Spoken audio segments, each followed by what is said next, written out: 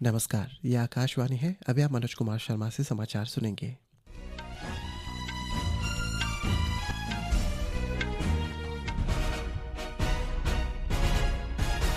पहले मुख्य समाचार। प्रधानमंत्री नरेंद्र मोदी ने पारदर्शिता और जवाबदेही बढ़ाने के लिए एआई, ब्लॉकचेन और डेटा एनालिटिक्स के उपयोग का किया आग्रह। प्रधानमंत्री ने बजट उपरांत वेबिनार में सुधारों तथा व्यापार सुगमता के लिए नीतियों के प्रभावी कार्यान्वयन पर जोर दिया। अरुणाचल प्रदेश के सियांग अपर बहुउद्देश्य परियोजना के पूर्व व्यवहारिता रिपोर्ट की गतिविधियों के लिए सिमोंग गांव के 128 परिवारों तथा हालेंग गांव द्वारा प्रदान की गई औपचारिक सहमति। असम राइफल्स की खोंसा बटालियन ने स्वर्गीय राइफलमैन मोहम्मद राजेन को अर्पित की श्रद्धांजलि।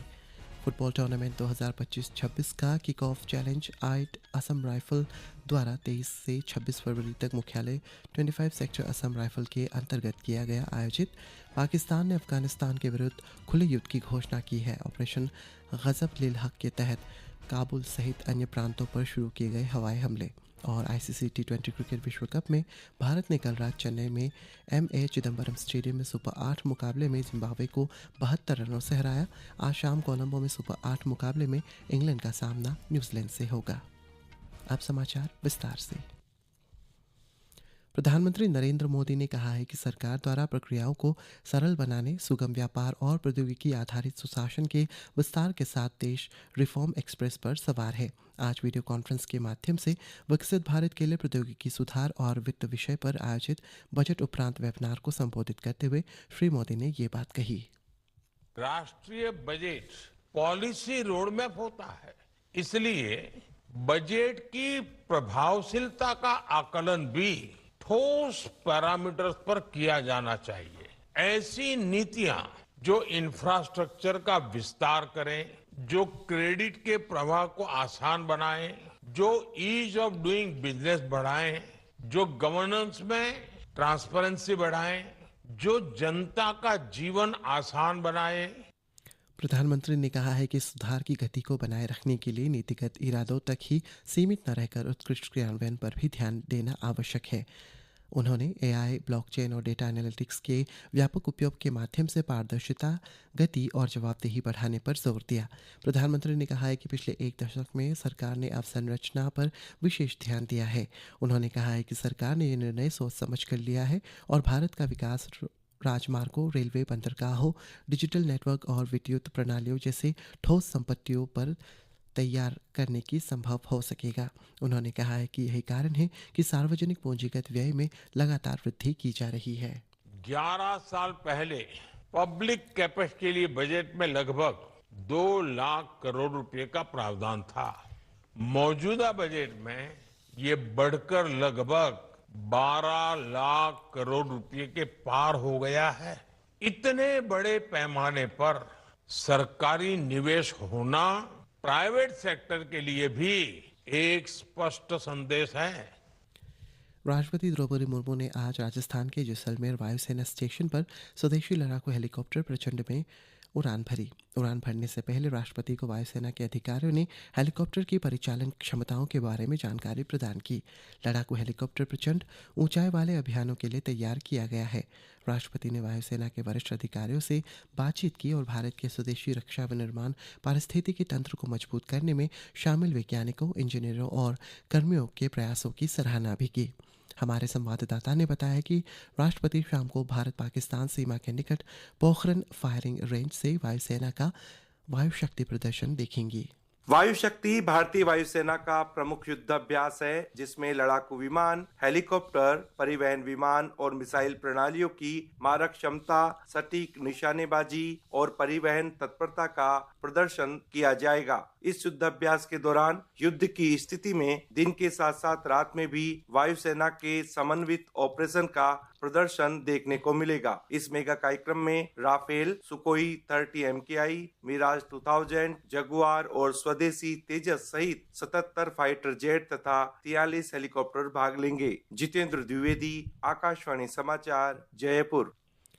अरुणाचल प्रदेश के सियांग अपर बहुउद्देश्य परियोजना के पूर्व व्यवहारिता रिपोर्ट की गतिविधियों के लिए सिमोंग गांव के 144 में से 128 परिवारों तथा हालेंग गांव के सभी 9 परिवारों ने औपचारिक सहमति प्रदान की है।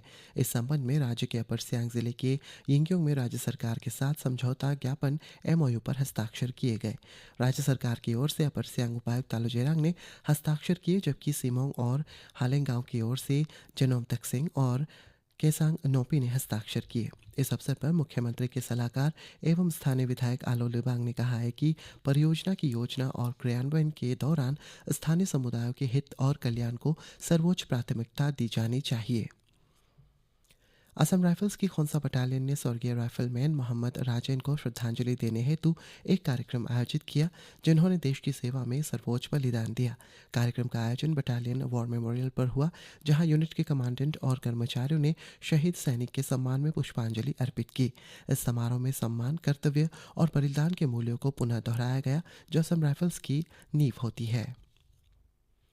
फुटबॉल टूर्नामेंट 2025-26 का kick off challenge 8 Assam rifle द्वारा 23 से 26 फरवरी तक मुख्यालय 25 सेक्टर असम राइफल के अंतर्गत आयोजित किया गया, जिसका उद्देश्य क्षेत्र में खिलाड़ियों, युवाओं की भागीदारी और नागरिक सैन्य संबंधों को मजबूत करना था। टूर्नामेंट में कई जाने माने क्लबों द्वारा हिस्सा लिया गया।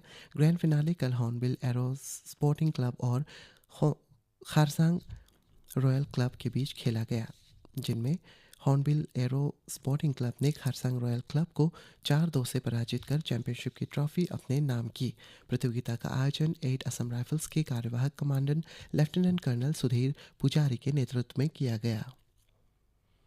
प्रधानमंत्री नरेंद्र मोदी ने महान स्वतंत्रता सेनानी चंद्रशेखर आज़ाद के बलिदान दिवस पर भावभीनी श्रद्धांजलि अर्पित की है। श्री मोदी ने सोशल मीडिया पोस्ट में कहा है कि चंद्रशेखर आज़ाद ने जीवन से शिक्षा मिलती है और अन्याय के खिलाफ मजबूती से खड़ा होने का संकल्प ही सच्ची वीरता है। पाकिस्तान के रक्षा मंत्री ने अफगानिस्तान के विरुद्ध एक खुले युद्ध की घोषणा की है।